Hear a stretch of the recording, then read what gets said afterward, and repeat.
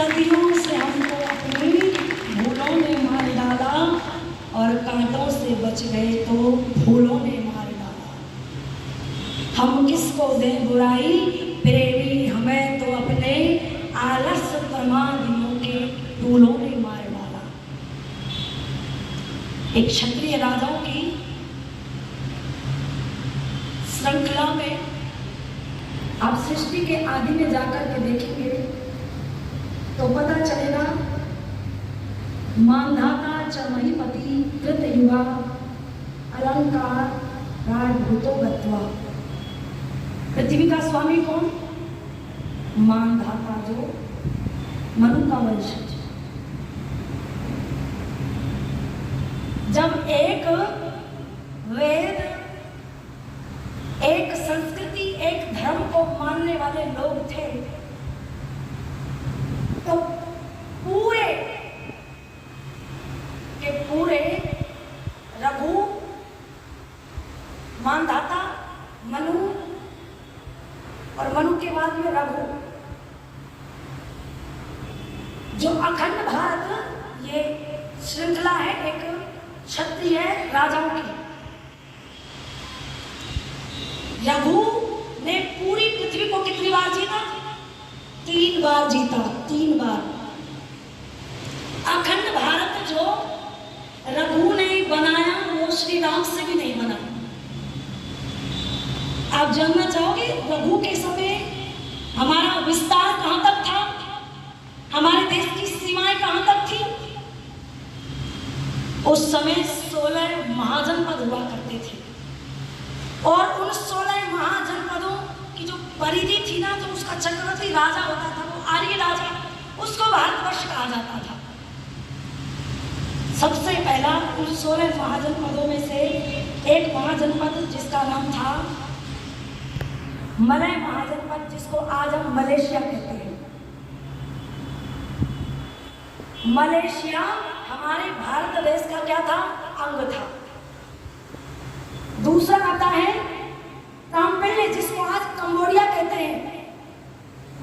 और आपको याद होना चाहिए, आप गूगल पर सर्च करके देख लेना, हिंदुओं का सबसे बड़ा मंदिर पूरे विश्व के अंदर कहीं स्थापित है तो कहाँ है? कंबोडिया के अंदर अंकोर वाटिका मंदिर। और आप जानना चाहते हो वो अंकोर वाटिका का जो मंदिर है, विश्व का हिंदुओं का सबसे बड़ा मंदिर,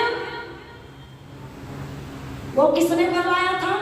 वो काशी के राजा ने बनवाया था। अपनी बेटी का विवाह वहां किया तो कहते हैं उनकी बेटी पूजा अर्चना में बड़ा ही ध्यान रखती थी, उसका मन था, तो राजा ने जो है दहेज के रूप में बेटी को जो है अंकोर वाटिका का मंदिर कंबोडिया के अंदर बनवाया था। अब आप सब जानते होंगे कि कोई मंदिर बनाने पाकिस्तान तो जाएगा नहीं, जाएगा पाकिस्तान कोई हिंदू राजा मंदिर बनाने के लिए ना। कंबोडिया जो था आज जहां विश्व का सबसे बड़ा हिंदू का मंदिर है, वो कभी भारत का क्या हुआ करता था? हिस्सा हुआ करता था। आप पढ़ करके देखो, चंपा जो आज का म्यांमार है वो भी भारत का ही हिस्सा था। आप पढ़ करके देखो, स्वर्ण भूमि एक महाजनपद, 16 महाजनपदों में से, जिसको आज क्या कहते हैं? इंडोनेशिया कहते हैं, ये भी भारत का हिस्सा था। और इंडोनेशिया का स्वर्ण भूमि का राजा सुकर्ण, लंबे लंबे कानों वाला, कहते हैं रघु के पास 3 कोटि स्वर्ण मुद्राएं लेकर के रथों में भर के अपनी देवियों को, अपनी रानियों को बैठा करके, अपनी सेना को लेकर के रघु के चरणों में 3 साल का टैक्स भरने के लिए कहाँ आया था? महाराज रघु के चरणों में नतमस्तक हुआ था। इससे क्या सिद्ध होता है कि हमारे देश की सीमाएं कहाँ तक थी? इंडोनेशिया तक थी। इसलिए लिखा क्या कि राम के वंशज कृष्ण के बेटे, अरे राम के वंशज कृष्ण के बेटे, तो ऋषियों की संतान, अपने गौरव को पहचान। क्या थे और क्या हो गए और क्या होंगे, अभी आओ विचारो मिलकर के ये समस्याएं है आज पश्चिम में प्रभाव पूर्व से ही बह गई, हरते अंधेरा यदि ना होती ना खोज नहीं डरकर कठोर कलंक से वात्सल्य के आतंक से कहते आरोवासी अभी तक हिंद शाही। दुनिया के अंदर विज्ञान की जो चकाचौंध नजर आ रही है, आज भारत यदि चंद्रमा पर पहुंचा है तो ये भी मेरे ऋषि मुनियों की देन है। पूरे देश के अंदर जो प्रकाश फैला वो कहां से गया? ज्ञान का भंडार रहा कोई तो कौन रहा?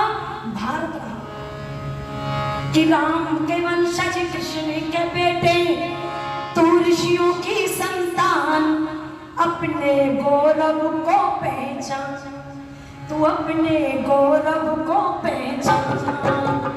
राम के वंशज कृष्ण के बेटे, राम के वंशज कृष्ण के बेटे, ऋषियों की संतान, तू अपने गौरव को पहचान, तू अपने गौरव को पहचान, तू अपने गौरव को पहचान। राम के वंशज कृष्ण के बेटे, थोड़ी सी आवाज बढ़ा दो, आवाज बढ़ा दो थोड़ी सी। राम के वंशज कृष्ण के बेटे, राम के वंशज कृष्ण के बेटे, ऋषियों की संतान, तू अपने गौरव को पहचान, तू अपने गौरव को पहचान, तू अपने गौरव को पहचान, तू अपने गौरव को पहचान। सब मेरे साथ मिलकर के गाओ।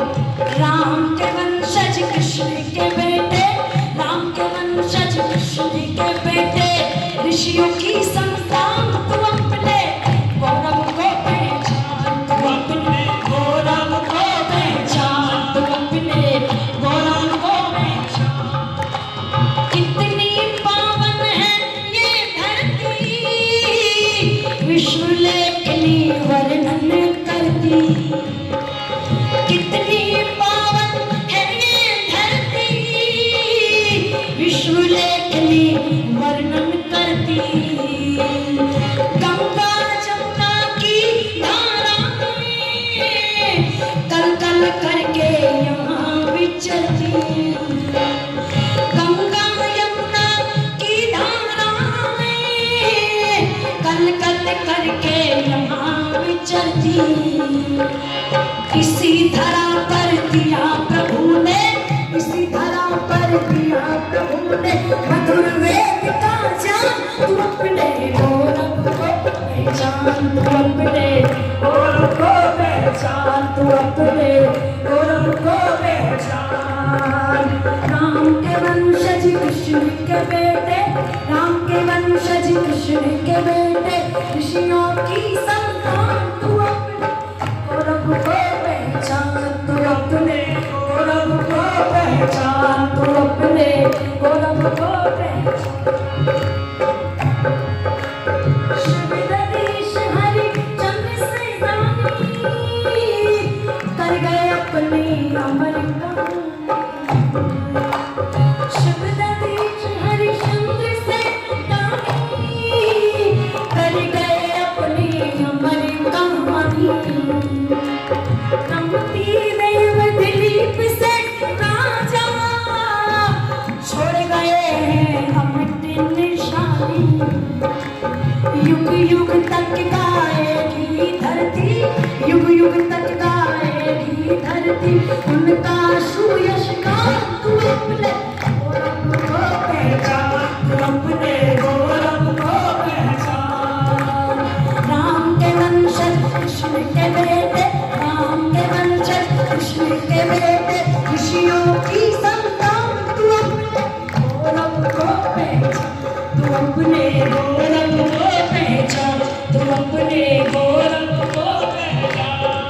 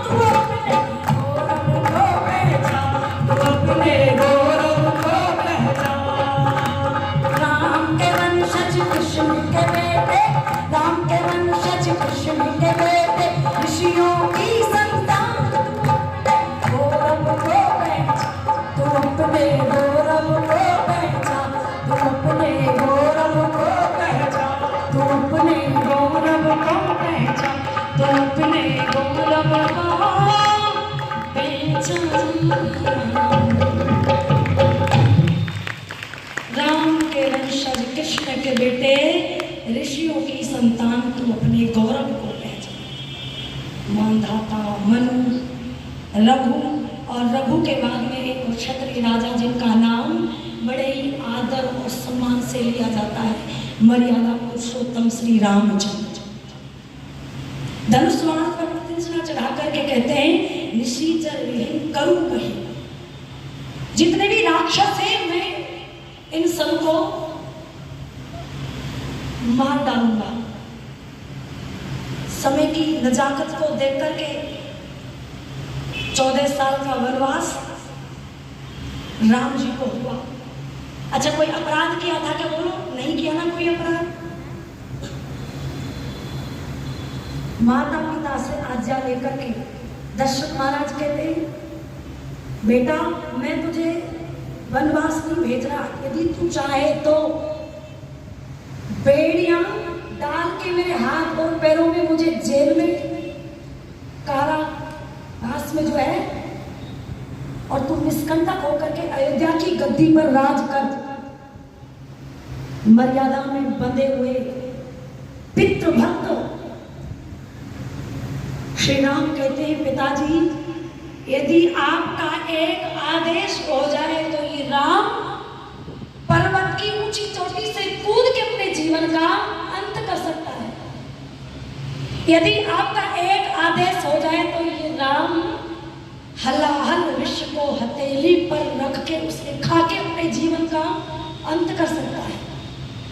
यदि मेरे पिता का ज्येष्ठ पुत्र राम के लिए आदेश हो जाए तो ये राम धधकती हुई आग के अंदर अपने जीवन का दाह कर सकता है, गहरे समुद्र में डूब के अपने जीवन का अंत कर सकता है। किंतु सुन जननी सोई सुत बड़ भागी जो पितु मात वचन अनुरागी। माता पिता के वचनों की आज्ञा की पालना करना ये तो हमारे रघुवंश क्या कहते हैं रघुकुल रीत सदा चल आई प्राण जाए पर वचन न जाए। भरत लेने के लिए पहुंचे श्री राम कहते हैं 14 साल का वनवास काट कर ही अयोध्या में पधारूंगा।